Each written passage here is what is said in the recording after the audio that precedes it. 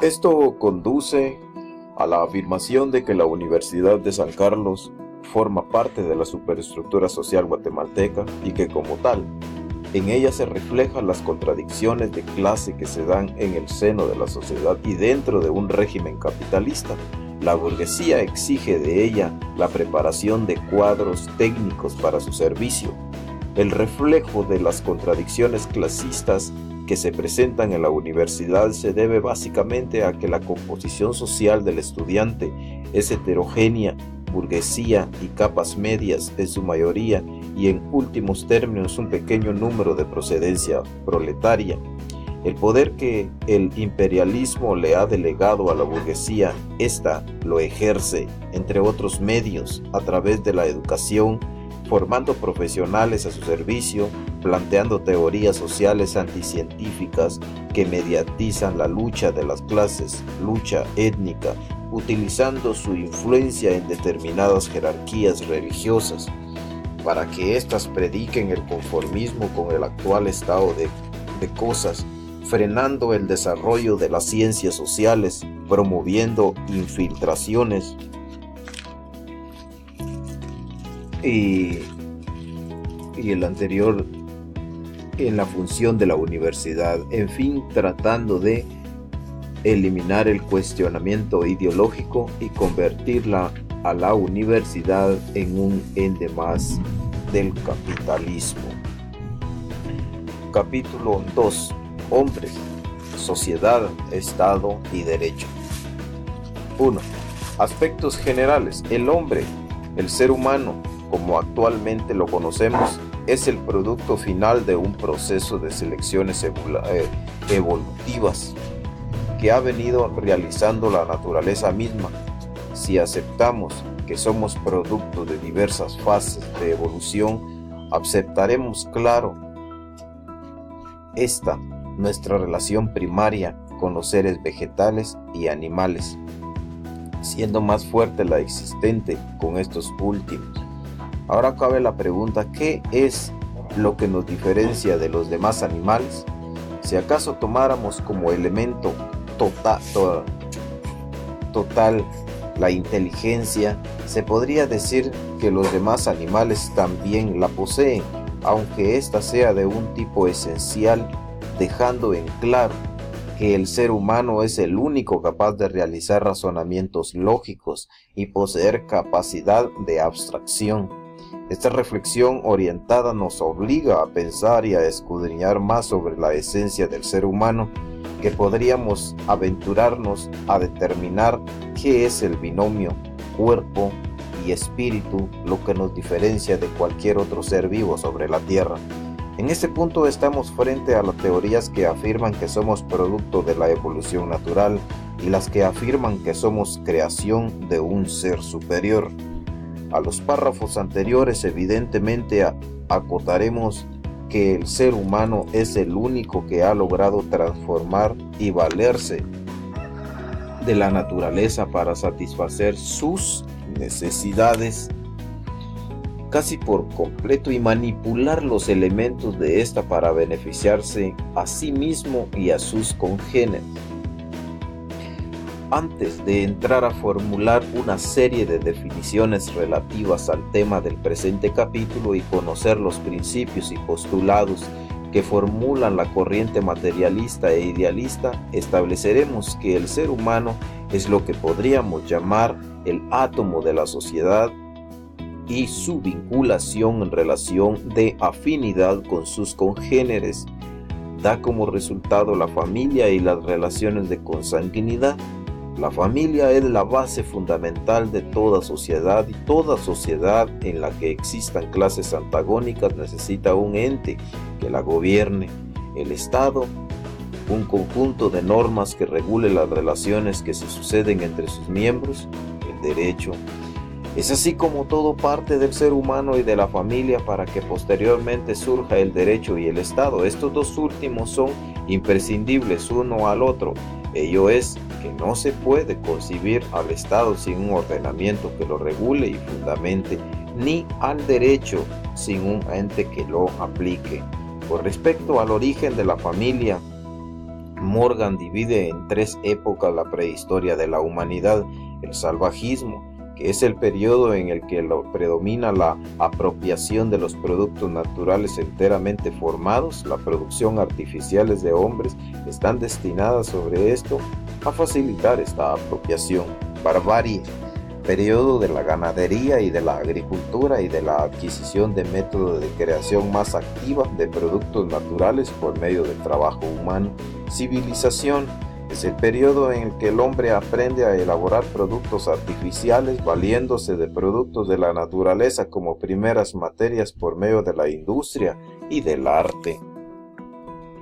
Morgan desde su concepción descubrió la teoría materialista en América Latina y respecto a la producción por el hombre de los medios de existencia manifestó la habilidad en esa producción es la más a propósito para establecer el grado de superioridad y dominio de la naturaleza conseguido por la humanidad. El ser humano es entre todos los seres el único que ha logrado hacerse dueño casi en absoluto de la producción de sus víveres. Todas las grandes épocas del progreso de la humanidad coinciden de una manera más o menos directa con la época que se extienden los medios de alimentarse. Con respecto a los parentescos dentro de la familia y los diferentes tipos de familia que ha conocido la humanidad, estableceremos que la familia original era la matriarcal, en virtud de que en los estadios inferiores de la humanidad la madre era el único vínculo de linaje o parentesco con el cual se distinguía a las familias. De ello derivado de la relación biológica que guarda la madre con sus hijos y además por los periodos que ésta permanecía con su descendiente en su infancia. Otros factores para este corto periodo del matriarcado fueron que la mujer se volvió sedentaria, se dedicó al cultivo de algunas legumbres o recolectar frutos de los árboles y logró domesticar algunos animales, con lo que aseguraba el sustento para la familia mientras los hombres salían en grupos a cazar. Dicha labor de cacería implicaba ser nómada, estar expuestos al peligro e incertidumbre en el resultado de la cacería. Posteriormente se dio la familia patriarcal, en la cual todas las relaciones de parentesco se basaba en relación al padre. Las características fisiológicas de la mujer impidieron que ésta retuviera el papel que tenía en el matriarcado. El hombre también se volvió sedentario, empezó a cultivar la tierra y tomar para sí el domesticar animales. Además, su fuerza física natural lo capacitaba de mejor forma para dichas tareas y no tenía que apartarse de ellas como sucedía con la mujer cuando resultaba embarazada o tenía que amamantar a sus hijos.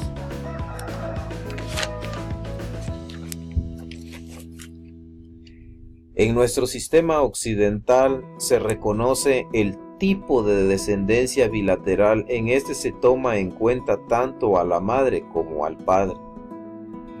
2. Hombre. Animal racional. Se comprende bajo esta acepción todo el género humano, ser dotado de inteligencia y de un lenguaje articulado clasificado entre los mamíferos del orden de los primates y caracterizado por su cerebro voluminoso, su posición vertical, pies y manos muy diferenciados. En el primer punto del presente capítulo desarrollaremos la prehistoria de la humanidad con base en Morgan, con el entendido de que el ser humano ya poseía casi en su totalidad las características para considerarlo completamente formado como tal. Antes de estar el ser humano completamente formado, el paso del animal al hombre, o sea, al ser humano, fue un proceso muy largo que comprendió toda una serie de etapas o estadios en los cuales se dio la acumulación de conocimiento biológico, sobre lo que Charles Darwin elaboró su célebre teoría de la evolución. Esta teoría hizo triunfar la idea de que el hombre es el producto del desarrollo gradual del mundo animal. que su origen es animal. Luego, la anatomía comparada, la paleontología, la embriología y la antropología proporcionaron innumerables pruebas en apoyo de ese hecho. Al mismo tiempo que éste difería en forma profunda de sus antepasados animales y que su hominización se efectuó al pasar a la vida en sociedad basada en el trabajo y que este paso cambió su naturaleza y señaló el comienzo de su desarrollo, que no está sometido a leyes biológicas como ocurre con los animales, sino a las leyes nuevas, leyes sociohistóricas. Los descubrimientos de la antropología permiten afirmar, como lo señala Lontier, autor al cual seguiremos casi en la totalidad en el presente punto, que el paso del animal al hombre es un proceso muy largo que comprende toda una serie de estadios. Dichos estadios fueron: el primero de estos es el de la preparación biológica del hombre. Comienza a fines del terciario y llega hasta los inicios del cuaternario. Los Australopithecus que vivían en ese periodo eran animales que andaban de manera vertical, al modo de la vida gregaria. Empleaban útiles groseros y no trabajados. Probablemente conocían algunos medios rudimentarios para comunicarse entre ellos. En este estadio aún reinaban únicas leyes de la biología. El segundo estadio, importante, que comprende una serie de grandes etapas, puede considerarse como el del paso del hombre. Va desde la aparición de Pithecanthropo hasta la época del hombre de Neandertal. Inclusive en este periodo es cuando aparecen algunos útiles, así como formas embrionarias de trabajo y de sociedad. La evolución del hombre continúa sometida a las leyes biológicas, es decir, se presenta como antes por manifestaciones anatómicas transmitidas de generación en generación bajo la acción de la herencia, pero al mismo tiempo se advierten algunos elementos nuevos. Se trata de cambios en la estructura anatómica humana que afecta al cerebro, a los órganos, los sentidos, a las manos y a los órganos vocales.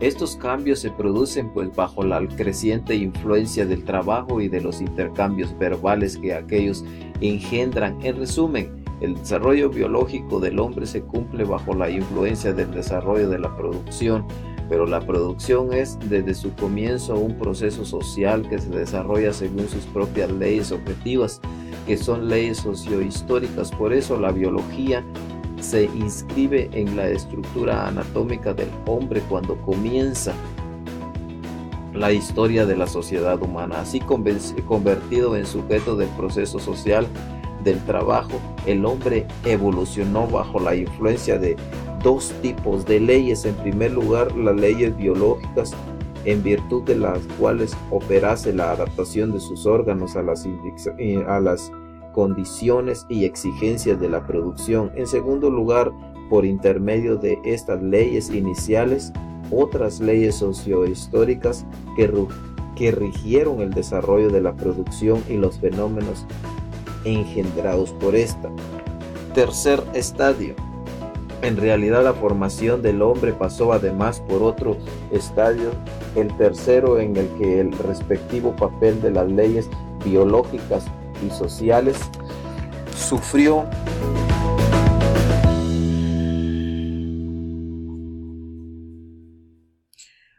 una nueva modificación. Se trata de la aparición del hombre contemporáneo. El Homo sapiens es el giro capital de la evolución humana que se libera de modo definitivo de su dependencia frente a los cambios biológicos necesariamente lentos hereditariamente transmitidos en adelante, la evolución queda sometida en forma exclusiva a las leyes sociohistóricas de aquel lado de la frontera, es decir, que el hombre en formación, la actividad de trabajo estaba íntimamente ligada a la evolución morfológica de este lado de la frontera. El hombre contemporáneo completamente formado, la actividad de trabajo se efectúa independientemente de la evolución morfológica.